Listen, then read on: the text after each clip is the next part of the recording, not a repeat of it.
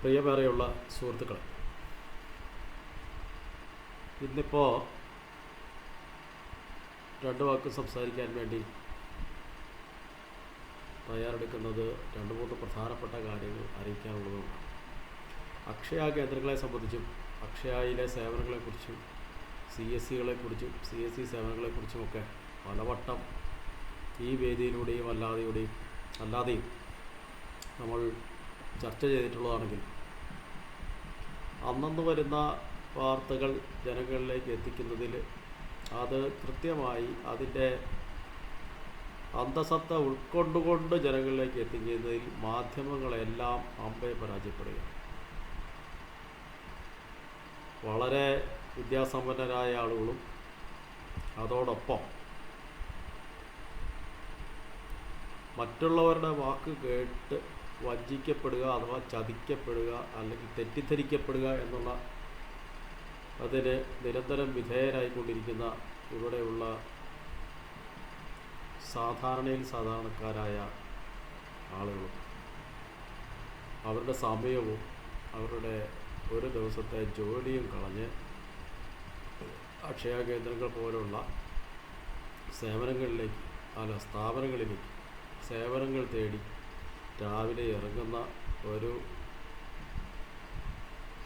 സാഹചര്യം ഉണ്ടാക്കത്തക്ക വിധം മാധ്യമങ്ങൾ വാർത്തകൾ നൽകുന്നു എന്നുള്ളത് ഒരു വളരെ ചിന്തിക്കേണ്ട അവസ്ഥ സംജാതമാക്കിയിരിക്കുകയാണ്. ആധാർ കാർഡ് അപ്ഡേറ്റ് ചെയ്തില്ലെങ്കിൽ ദിവസം 50 രൂപ ഫൈൻ വരും, 10,000 രൂപ ഫൈൻ വരും. അതിൻ്റെ അവസാന തീയതി ഇന്നാണ്, അല്ല നാളെയാണ്, മറ്റന്നാളാണ്. ലോട്ടറി കച്ചവടക്കാരെ പോലെ ഓരോ കാര്യങ്ങളും. അതുപോലെ തന്നെ ആധാർ എന്ന് പറയുന്നത് ഒറിജിനൽ ആധാറാണ്. എനിക്ക് തന്നെ കഴിഞ്ഞ ദിവസം സംഭവിച്ച ഒരു കാര്യം, ഞാനൊരു ആധാർ എടുത്ത് ഓരോ ഓഫീസറുടെ കയ്യിൽ കൊടുത്തപ്പോൾ അദ്ദേഹം പറയാം, ഇത് സ്വീകരിക്കാൻ പറ്റില്ല.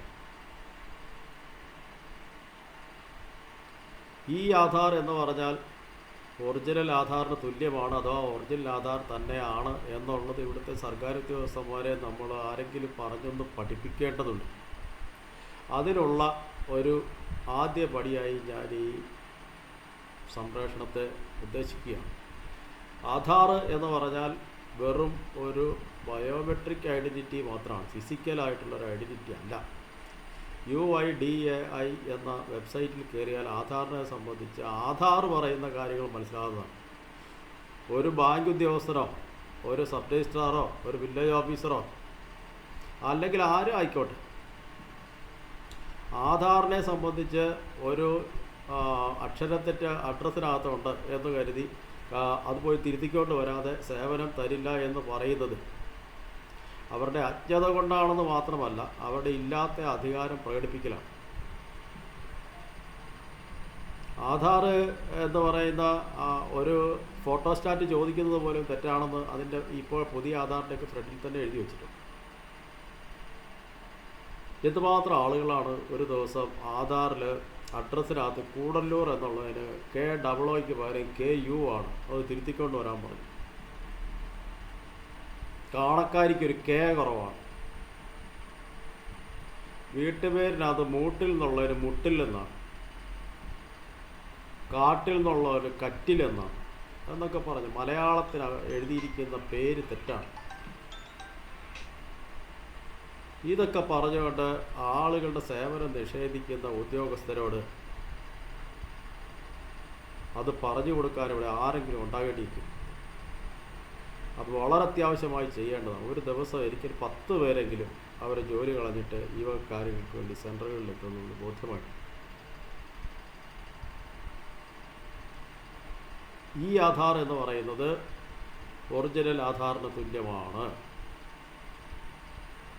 ഈ ലൈസൻസ് എന്ന് പറയുന്നത് ഒറിജിനൽ ലൈസൻസിന് തുല്യമാണ്. പരിവാഹൻ എന്ന് പറയുന്ന സൈറ്റിൽ കയറിയിട്ട് നമ്മളൊരു ആധാർ ഡൗൺലോഡ് ചെയ്ത് കഴിഞ്ഞാൽ,